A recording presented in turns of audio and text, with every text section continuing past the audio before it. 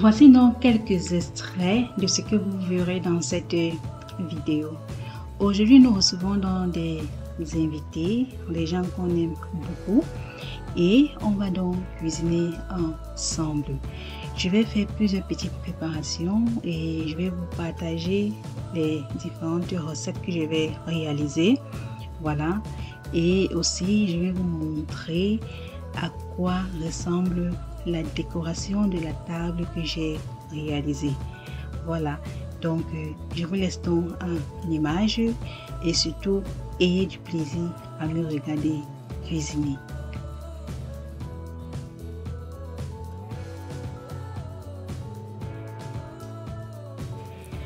Coucou, salut à tous, je vais reprendre aujourd'hui avec une nouvelle vidéo. On va recevoir du monde aujourd'hui à la maison.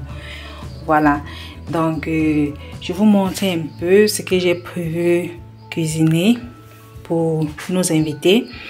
Bon, là c'est du poisson, c'est du bar que j'ai enlevé hier soir pour que ça dégivre. Je vais donc nettoyer ça et faire une bonne marinade avec pour assaisonner. Et là je vais faire la marinade aux épices africaines que j'avais déjà posté sur ma chaîne. Et là c'est l'haricot rouge que j'ai fait tremper aussi hier soir, que je vais nettoyer, laver bien et faire cuire, parce que avec ça je vais faire du maïs et de l'haricot frit avec un peu de viande fumée et du poireau, des carottes et tout ce qui va avec. Voilà, ça c'est pour ça. Et cette recette-ci, on appelle ça chez nous le konchap. Voilà, c'est ça que je vais faire. Et voici le maïs aussi qui est déjà bouilli et lavé, que je fais dégivrer. Et je vais aussi faire du poulet. Là c'est du poulet qui a été nettoyé mais non assaisonné, que je vais aussi assaisonner avec notre marinade. Et ici c'est la viande fumée que je vais faire frire le maïs avec le haricot, donc le konchap que je vais faire avec. Et en bas là c'est encore du poulet. Et je vais aussi mettre un peu de poisson fumé à l'intérieur, c'est aussi congelé. Je vais nettoyer ça tout à l'heure. Voilà. Et toujours bien laver l'haricot avant de faire cuire. C'est bien vrai qu'après on doit encore laver, mais c'est toujours mieux de laver parce que l'haricot est très très délicat.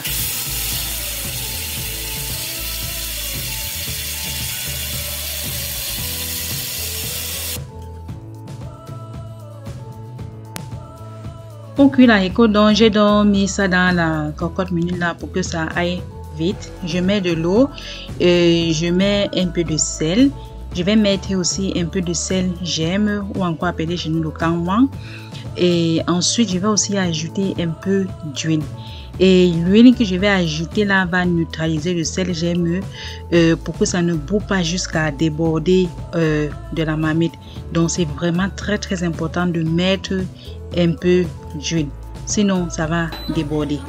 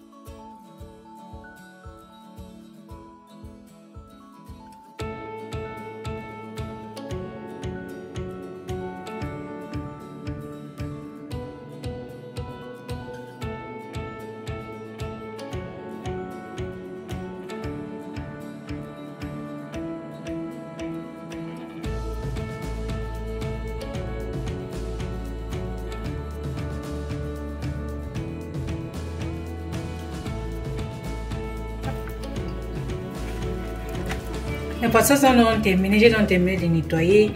Je vais mettre ça de côté et quand je vais apprêter la marinade, je vais assaisonner et mettre au réfrigérateur.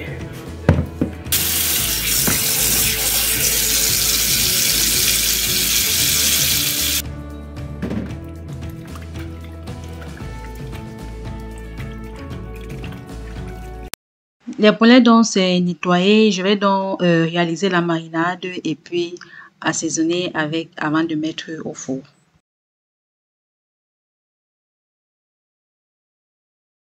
Je découpe dans les morceaux du porc fumé là que je vais utiliser pour notre recette. Mais si vous ne mangez pas du porc fumé, vous pouvez faire avec du bœuf fumé, vous pouvez faire avec du poulet fumé, vous pouvez faire avec du mouton fumé. Vous pouvez même faire juste avec du poisson fumé aussi. Donc vraiment, ça dépend de vous et de vos envies.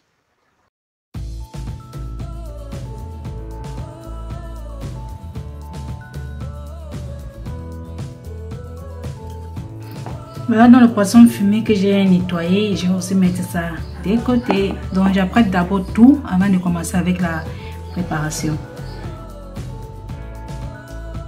Voilà pour la marinade dont j'aurai besoin de tous ces différents herbes là. Et il faut bien les nettoyer, bien les laver parce que par moments ça renferme un peu de sable, surtout le poireau. Voilà, je vais donc tout nettoyer et puis mixer pour notre marinade. Et je vais aussi mettre du poivron à l'intérieur. Et j'ai beaucoup de vidéos de marinade sur ma chaîne que vous pouvez aussi regarder. Il y a ce qui prend beaucoup d'ingrédients, il y a d'autres qui c'est très peu d'ingrédients. Voilà, donc chacun trouve son compte. Voilà. Donc, et là, je pense que ceci, c'est la marinade aux épices africaines. Vous trouverez aussi la recette sur ma chaîne. Il y a tout là-bas. Donc, pour mieux voir comment la préparation se passe.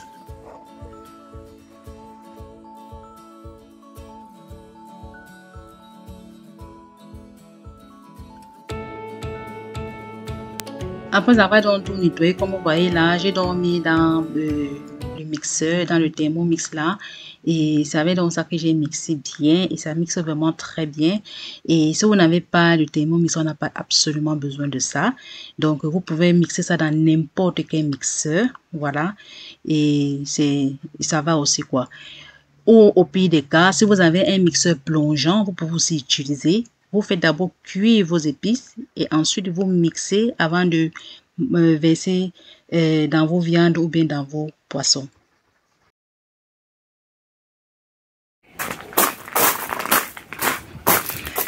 Là maintenant je m'en vais au potager couper le romarin que je vais aussi écraser avec nos épices.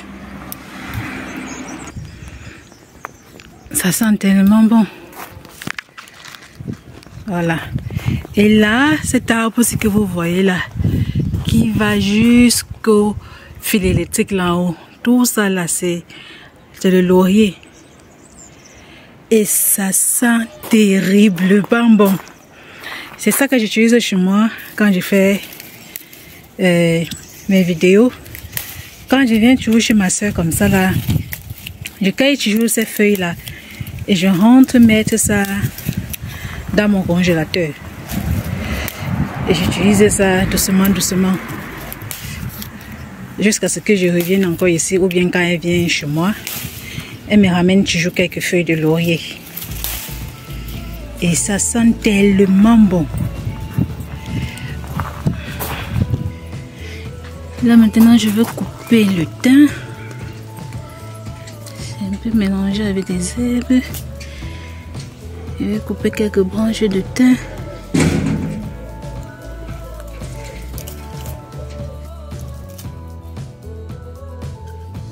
Que je vais écraser tout ça avec les épices, avec les condiments que j'ai nettoyés là. Je vais mélanger tout ça, écraser ensemble.